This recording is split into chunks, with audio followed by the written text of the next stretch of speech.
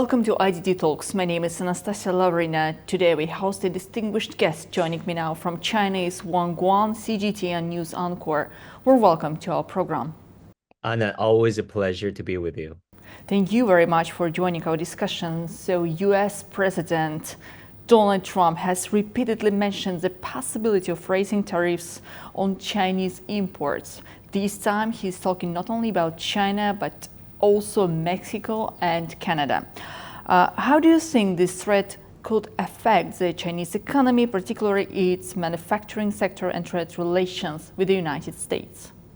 Now, we still have memories of Trump 1.0, whereby he launched this massive a trade war against China, which turns out to be inflicting costs on the US economy, on US jobs and US communities as well.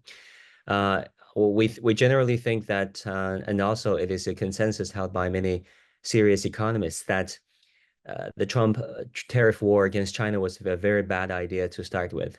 I mean, Trump said that he wanted to reduce the trade deficit with China, something that as early as the 1980s and 90s that Trump believed was a bad thing, tariffs, deficits. But what turned out to be the reality was the fact that in 2017, the year before Trump took office, America's trade deficit with China was $375 billion. And the year after Trump left, the trade deficit from the US to China was 380 billion US dollars, meaning the tariffs didn't reduce America's trade deficit with China. It hurt communities. According to the Federal Bank of New York, Federal Reserve Bank of New York, average American household paid the price of up to $830 a year since Trump's trade war. So this time around, Trump is threatening another round of trade war. We don't know if it's bluffing or if Trump wanted to exhort other political expediencies and conveniences for his political future.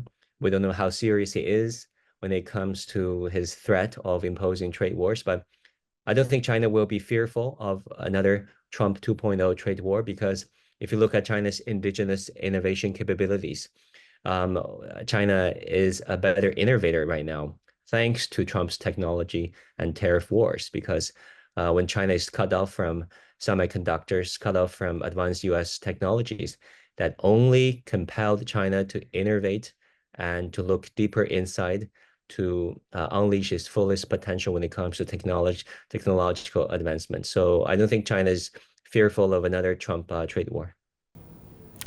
Well, how do you think President-elect Trump's approach to China will shape broader global geopolitical dynamics, particularly with respect to US allies in Europe and Asia?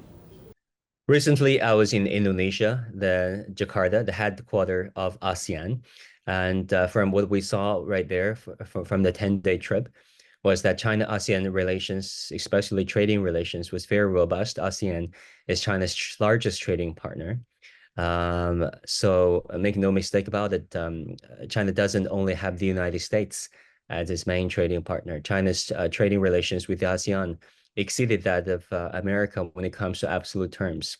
Of course, China is also looking to Europe. Europe has been a major trading partner of China, but unfortunately, some parliamentarians and politicians made a very unwise move, in my opinion, by leveraging tariffs on Chinese-made electric vehicles, accusing China of exporting so-called overcapacity.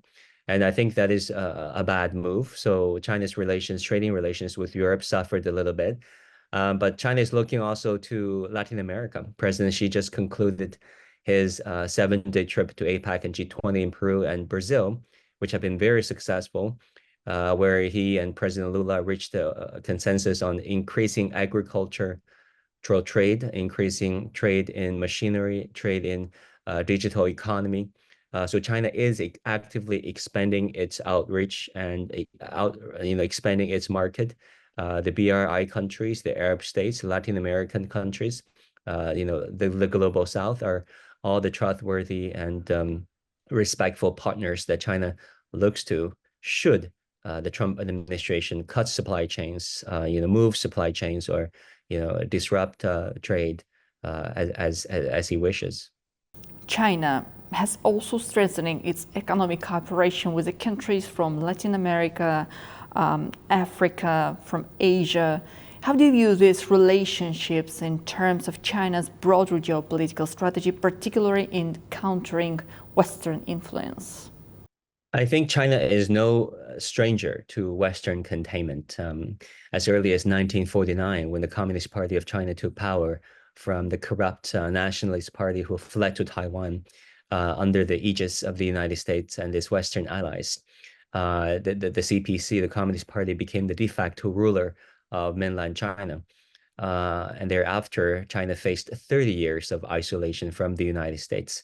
From 1940, it took 30 years for Washington to recognize Beijing as the only legal government of all of China. 30 years, not until 1979, when Jimmy Carter recognized PRC instead of the so-called ROC on the island of Taiwan as the sole representative of all of China. We've seen over those decades was China invented its first hydrogen bomb, its first nuclear bomb, and its industrial base and its self-reliance when it comes to agricultural capacity, production capacity. I'm not boasting saying that China should use its nuclear powers. China's invention of nuclear deterrence was born out of a period where it was contained by the West. Likewise, I think this time around, should China be contained by America and its Western allies? Well, I don't think the European partners of the US are 100% on the same page with the US. Let's not forget, France, for example, is known for practicing its strategic autonomy.